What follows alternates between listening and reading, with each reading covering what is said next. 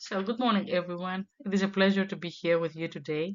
I'm Dr. Meletiadou. I'm an associate teaching professor working for London Metropolitan University's Guildhall School of Business and Law. And what I want to present to you isn't just a research plan, it's a strategic vision for how the School of Management at the University of Leicester can lead the global conversation on management and artificial intelligence. So we are living through a period of profound technological change, but at its heart, AI is really a human challenge. So as a national teaching fellow and a principal fellow of the Higher Education Academy, my goal is to ensure that Leicester becomes the epicenter for responsible innovation, where we don't just use technology, but we lead it with a focus on social justice and human-centric management.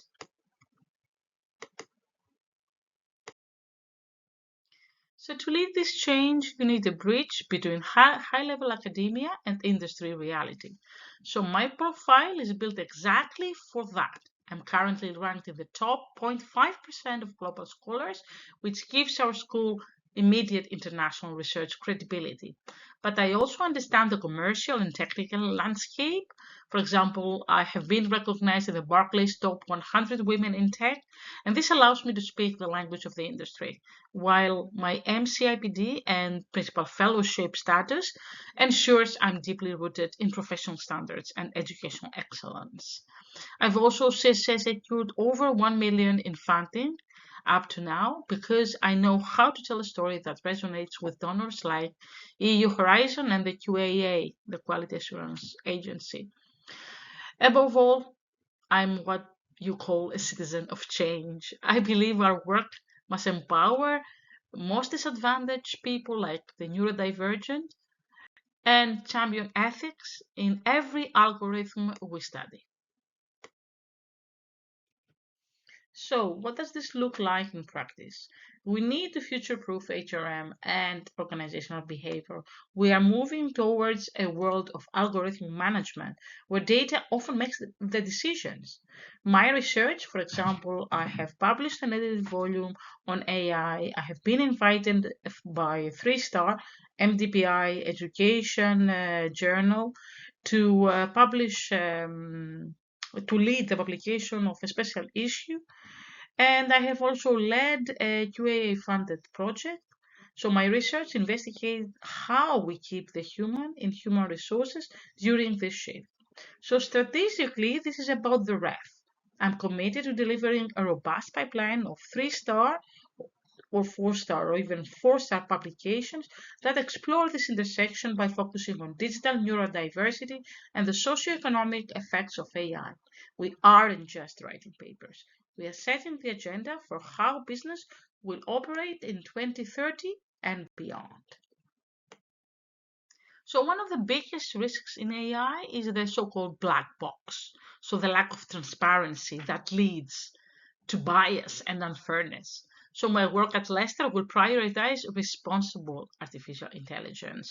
We have to ask the hard questions. How do we protect workers in a digital labor market, especially, for example, mature older workers?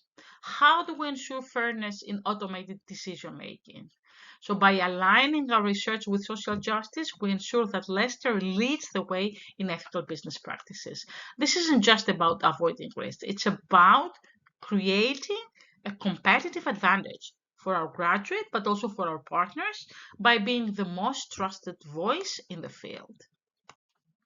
So I do know that vision requires resources, and I have a proven track record of scaling institutional success, having secured over 1 million in external funding. I was in the US on a short-term scientific mission at the University of Washington now to look at how AI and platform work put certain people, for example, migrant female academics involved in platform work, in some kind of a disadvantage. So I want to tell you that I don't work in a vacuum. My approach is to lead interdisciplinary bid teams, bringing together experts from across the university to target major grants for example, from EU Horizon or COST. My focus will be on collaborative projects that bridge the gap between academic theory and the actual management practices used by global enterprises. So now let's talk about our students. They are entering an AI augmented workplace, and we owe it to them to provide a curriculum that reflects that. I don't believe in passive learning. I use immersive tools and Lego series play to help students visualize and solve management problems. And since Leicester is a powerhouse in distance learning, I will use my experience in hybrid delivery to ensure that our global students, whether they are in London or Lagos or in Nicosia, like my husband was when he finished his MPA with the University of Leicester, have access to the same high level AI simulations and pedagogical innovations. So a school is only as strong as its next generation. I have supervised over 100 postgraduate and doctoral researchers, and that is a responsibility I take very seriously. I want to foster a culture of mentorship here, and by using frameworks like Aurora and JEDI, we can empower our PhD students and early career researchers not just to finish their degrees, but to launch high impact careers in both academia but also in policymaking. Inside the school, my leadership will be about synergy. I plan to develop a dedicated research cluster for AI and management to break down the walls between our different departments. So, as an inclusion lead, I will champion EDI initiatives with a specific focus on supporting, for example, neurodivergent staff and students. We will also lead constant module refresh cycles, ensuring that our program design never falls behind the rapid pace of technological change. In terms of our global impact and policy, I believe that our influence should extend far beyond the campus. I already collaborate with national bodies and organizations, for example, HAPPY, the QAA, to shape AI literacy policies. I want to use these platforms, but also my participation in various EU-funded cost actions to elevate the School of Management's visibility. By engaging with industry leaders and policymakers, we will position Leicester as the international authority on how AI can be a force for social good. I believe that AI is too big for one department to solve. We have to bridge the disciplines, and this is also what I'm doing as a researcher, but also as an educator. So, what I will bring is strong links between management, for example, computing, law, different disciplines to tackle the complexities of the AI black box.